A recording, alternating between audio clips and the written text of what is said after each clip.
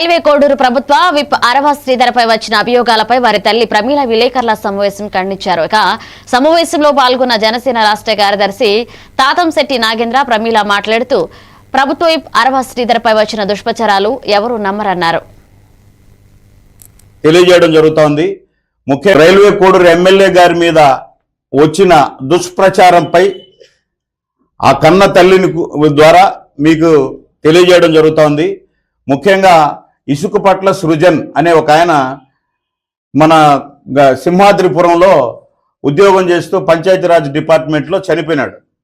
చనిపోతే మానవతా దృక్పథం కింద ఆయన కూతురైనటువంటి వీణ అనే ఆమెకు మొట్టమొదటి పోస్టింగ్ రైల్వే కోడూరులో ఇచ్చారు.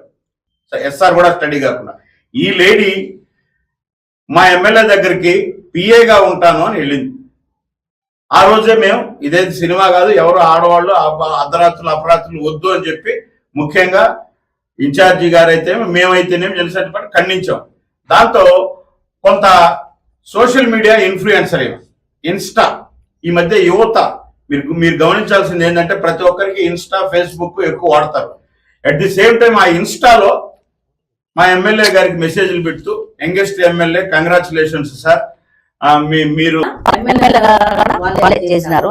నా బిడ్డ అమాయకుడు, నా బిడ్డకి ఏమి తెలీదు, మా ఇంటికి క్యాస్ట్ ఒకటే కదా అని చెప్పేసి మా ఇంటికి తరుస్తూ వస్తా ఉండింది, సాయం కోసం వస్తా ఉండింది.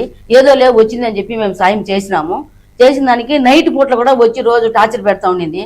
నా బిడ్డకి ఏమి తెలీదు, నా బిడ్డ అంత అమాయకుడు ఇంకొకడు ఉండడు.